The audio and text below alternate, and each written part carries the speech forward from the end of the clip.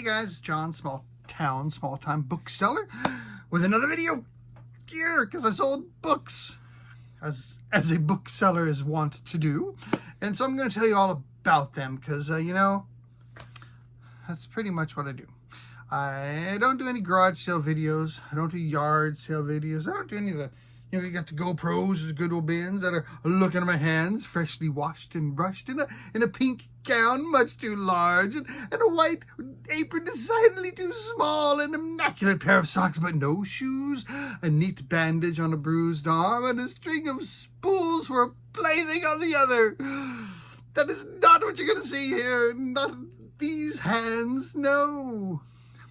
I'm just going to tell you what books are sold, and you're going to sit there and like it. Well, you are welcome to stand and like it as well. Hopefully you'll like it, and then we're going to get into it. So, hey, as of right before I pushed record for like the 7th time in a row because I kept messing up, I checked. I'm like 5 subscribers short of 2,000. So, just 5 of you, I would appreciate it. We're real close. I can't believe I am close to 2,000 subscribers. Really, really crazy. That's unbelievable to me. So thank you all for that support. Hopefully next video we will have the great 2,000 subscriber giveaway. I have no idea what I'm going to give away, but it'll be next time, hopefully, if I get 5 more subscribers before then. And we'll see. Hopefully we won't lose a bunch from this video. So what we're going to talk about today are my book sales from August 1st through the Ides of August. And I had, in that time period, 21 sales for a grand total of, I need to do quick math, $568.59. We'll do the breakdown there at the end as far as what were books and what were not books. But we had some good ones in here. So you're going to want to stick around for that. So if you're new here, mostly books that I sell. I do dabble in some not books. Lately I've been doing more hats and albums just to kind of branch out a little bit and try to supplement the inventory somewhat. Some of my book selling options have gone away, and so most of my books, almost everything you'll see here, was purchased at the Goodwill bins in Houston, and they're all media, so that's books, records, DVDs, CDs, are 2 for $1. If it's something that I purchased more than a few months ago, they were 3 for $1, so we're looking at between 33 cents and 50 cents. If I paid more than that, I'll mention it, or if I got it for free or anything else, I'll mention that. So if not, assume that I paid, my cost of goods was roughly 50 cents for all these items. All right, and then as also I usually do this, I'll go from my lowest sale to my highest sale at the end, just kind of building on this. So this is not chronological order, this is monetary order. And so we're going to get started unless there are any questions. Anybody? No? Wonderful. All right, so we're going to start off with this one, an aeronautical chart user's guide.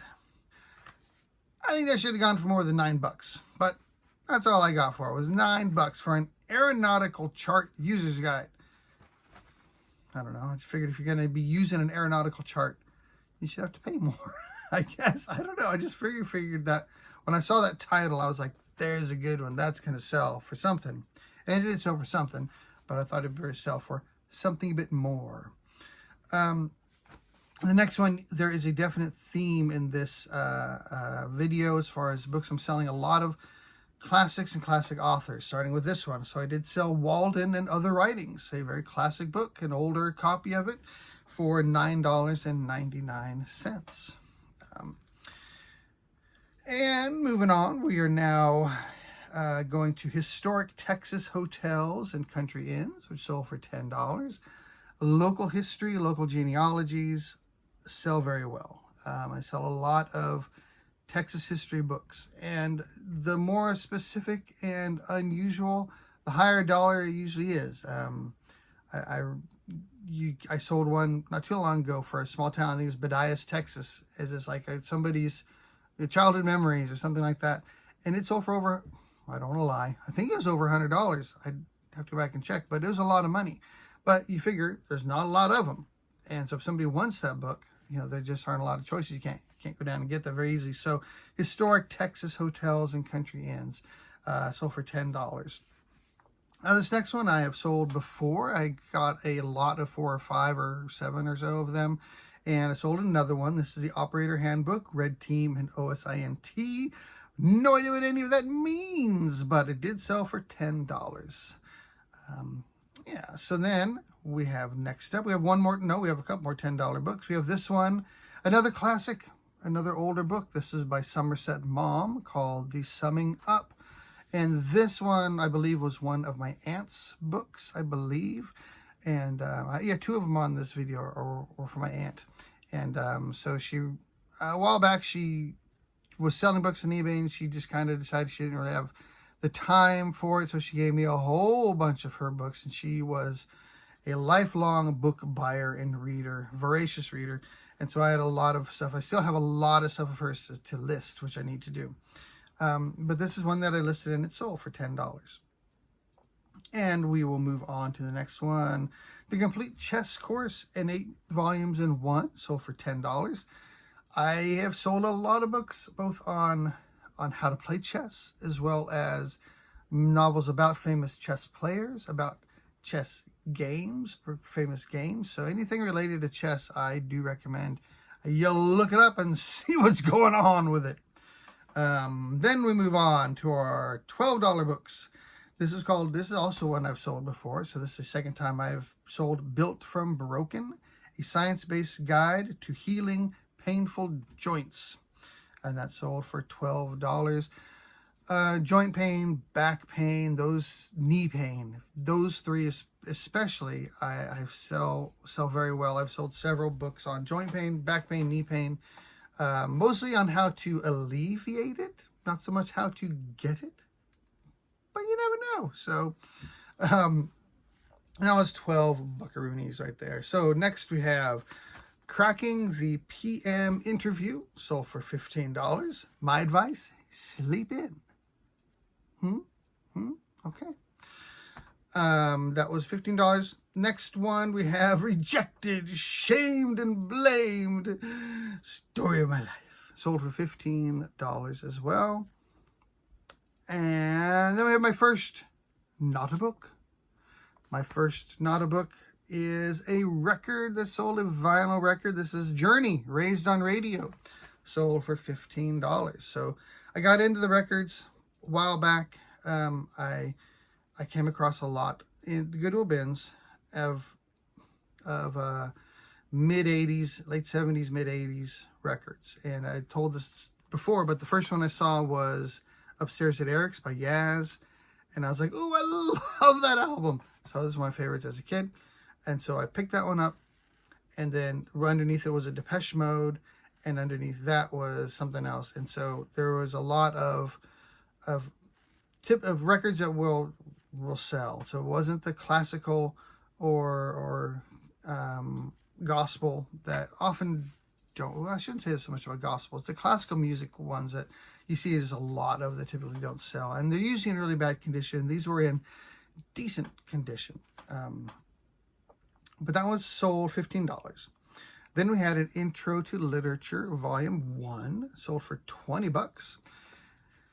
And moving on, this is one that I sold in the last video as well, which is kind of funny. Different price. This is Secrets of Underground Medicine. Last time it sold for $24, and this one sold for $21.60. Probably on I sent on an offer, 10%, or they send me an offer or something, I don't know.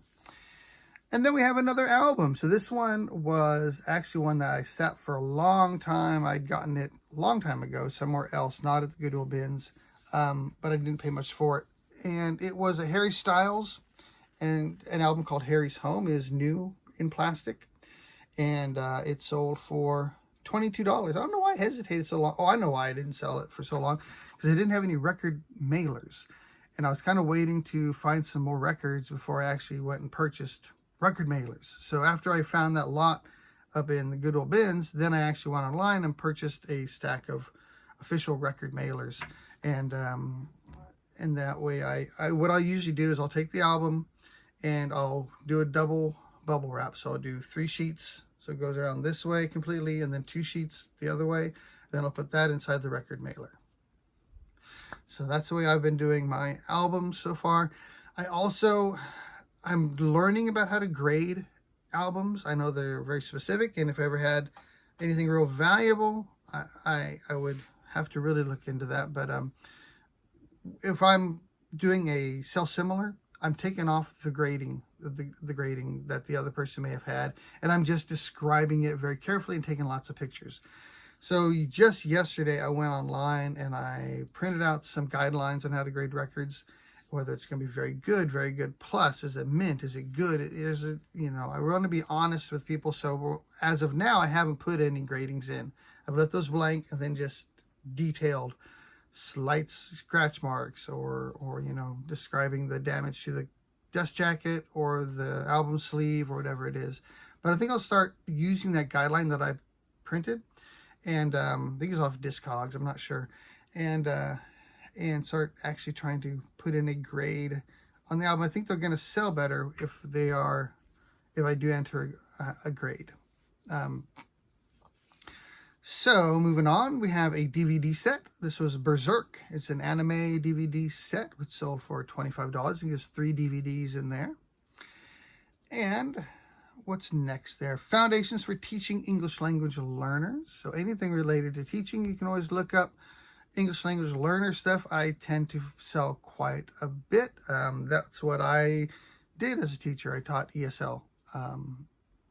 Mostly in high school level, so a lot of those books I've used, and so maybe that's why I gravitate towards them. And I say, oh, I know that's a good book, and I'll be able to pick it up. But anyone that's especially if it's newer, is good to pick up on Teaching English Language Learners. The next one was another classic older book of Longfellow Poems, and this was a nice little copy, very small book, but it was in its own little box, not a slipcase, but an actual box where you lift the lid. It's really nice looking, and that sold for $30 as well. And then we have Thought Under Threat on Superstition, Spite, and Stupidity, and that sold for $34. That's the kind of title you got to look up. Anything that's interesting like that, I would recommend just check it. I'd never heard of this author, never heard of this title. Didn't know if it would sell. As one that I definitely would have scanned at the Goodwill bins and to see if it had any listings or solds. Next, we have another album. This was one of the better ones. This is the best one I've sold so far out of that lot. I did sell one a while back for $105, but that wasn't part of this Goodwill bins pickup. But of this group that I sold, this has been the most expensive one so far. This was Chicago. And it was Chicago 17. It was a vinyl. Of course, it's a vinyl. I'm sorry. It was new in plastic. Now, some of these had what they call a notch. And so on the actual, should have grabbed one over there. On the actual album, there's maybe a 1/4 inch, 1/2 inch cut on the album. And I thought that might really detract from the value. It doesn't seem to. I think it's some kind of inventory system where if albums didn't sell and they got returned, they would get notched. And so I make sure that if it is notched, I put that in the title, that word notch or notched, that so people know that it does have that notch on there. But it doesn't seem to affect the value much. So anyhow, that one sold for $45.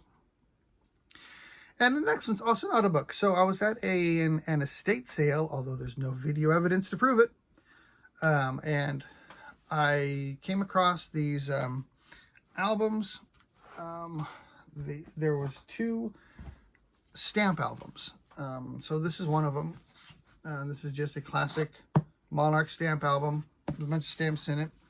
But the other one was a flip book of almost entirely Czechoslovakian stamps from the 1930s and 40s. Maybe 50s. No, they went up to the 50s, 60s, 70s, but mostly from the 30s and 40s range. A few from Germany, a few from Austria, but mostly Czechoslovakia. And initially, I was just going to put up the album as is, because I started listing it. I was going through, I was taking pictures of the different pages of stamps. And we are talking hundreds and hundreds and hundreds of stamps in this album. So these were just like dividers, and so they're just like in rows with all the stamps in there. Hundreds on a page, and probably 20-30 pages of them. And as I'm going through, I'm looking at some of them are in their own little packages with prices on them. So I thought, well, somebody obviously paid, like $15 for this stamp. So let me look up a few. I started looking up a few individual ones and realized some of these are worth money. So I sold this one. This is a Czechoslovakian stamp sheet, was sold for $55. So I have several more that I've listed. I've had a lot of looks, watchers, views, but I haven't sold any others besides this one. And it actually went to Czechoslovakia, which is kind of cool. So I was pretty happy about that. So I'm probably going to list, go through and just get all the ones that I think could sell on their own, and then I'll sell the other hundreds just as they are in the book itself, and see if I can get something for that. So stamps, international stamps, they can sell. If you go to eBay, just look up Czechoslovakia stamps and go high to low on the solds. You might be surprised. I'm sure other countries are the same, but obviously I was just looking up these from Czechoslovakia. The ones from Germany that actually had like little Hitler stamps, they weren't worth much at all. They must have just made tons of them. That kind of surprised me. All right, moving on. This is my highest priced book. This is another book from my Aunt Bev, and this is The Age of Innocence. And a 1920 copy sold for $75. I had it up for a little bit higher. I did get an offer 75, or I think it was like 70, and I came back at like 90, and they came back 75, and said it was going internationally. It's going to England, and the shipping costs were going to be high, and so but yeah, no, $75 is good for that book there. And then my last sale of the day, the highest sale of the day, is something I have to give credit where credit is due. And there's another YouTuber called Flippy McFlipperson. If you don't watch Flippy McFlipperson, you definitely should. I love his channel, and he's a really good one. But he always says, if you see anything with Scotty Cameron, anything related to Scotty Cameron, pick it up. And so I did. And I had actually Scotty Cameron in my basement for like 2.5 weeks before his mom showed up and wanted me to give him back. So I did. But then I picked up this right here. It's a Scotty Cameron Visor. And this sold for $100. A visor. Much like, just a little visor. It appeared to be a rare one, but anything Scotty Cameron related. So obviously the golf clubs. If you don't know who Scotty Cameron is, I guess he's a golfer. I don't even know who he is. I'm assuming he's a golfer, not just, the visors, the little covers, head covers that you put on the golf clubs, always pick up and look up anything with Scotty Cameron on it. So this visor was a rare one. There was a one that was like this one, but brand new, which they had listed for $200. I had mine listed for $150, and I'd sent out many offers on it and never sold it. So when I finally got an offer for $100, I took it. Again, got it at the Goodwill bins for $1.89 a pound, and that little visor probably cost 23 cents or so because of that. So that's it. So that brings us to the grand totals. That was 15 books in 15 days, $306.59, an average of $20.44, which is below my arbitrary and completely ludicrous number of $25 that I consider a good sales period. 6 Nota books. So that was the stamp, the visor, the Chicago album, the Harry Styles album, the Journey album, and the Berserk DVD. $262, and that more than doubled, which is what I was going for. I was like, I want to more than double my book sales with my Nota books. So let's put the goal at $43.67. Nailed it. Absolutely nailed it. And that's it. So I just got one other thing I wanted to show you today. When you're at the Goodwill bins, you can find a lot of really neat stuff. And sometimes, there was last time I was there was a photo album. Somebody's family photos strewn across multiple bins. The pages loose, everywhere. And it was funny because they're obviously pictures from that looked like my family's old pictures. I mean, it looked like my grandmother's house, my uncle's house. And that's the era that mid 70s, like when I was a real small child, maybe early 60s, mid 70s. And just the way that the furniture looked and the paneling, it was just funny because I was like, man, this could easily be my family. But then I saw there was a bunch of, and I have no idea if these have any value at all. I'm guessing kind of not, but you never know. Some pictures of a concert that somebody had taken, and I thought this could have easily just been high school talent show, something along that line. So I took one of the pictures, put on the back, and it says Three Dog Night. And another one had Three Dog Night, 1984, Ardmore, Oklahoma. And somebody has their ticket stub still there.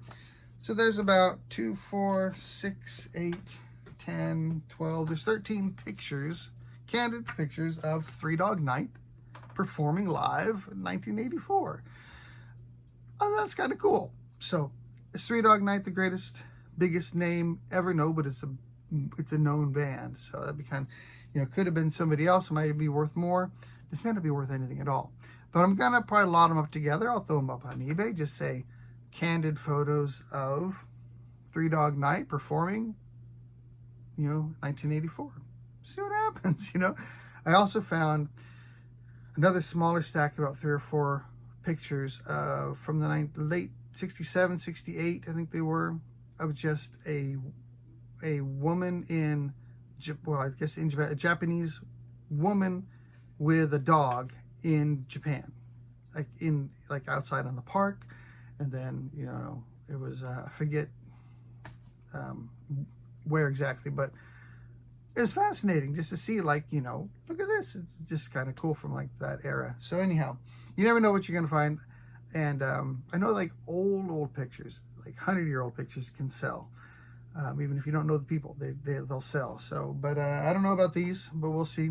And as always, if you would like this hat, Hardin Feed Store, with a little chicken on it or a rooster, $5 for any of my viewers. Any of the hats that I wear in the video, I love. Last time I said $7.43 or something. My wife was like, give it to $5. So if you would like any of the hats that I wear in any of my videos, they are all listed on my eBay store. And for a viewer, $5. It's a pretty cool hat, don't you think? I like it. And yeah, that's all I got for today. And I hope that you are selling the heck out of a bunch of stuff. And have a wonderful week. And we'll catch you next time. Hopefully, I'll have my 2,000 subscribers. Adios.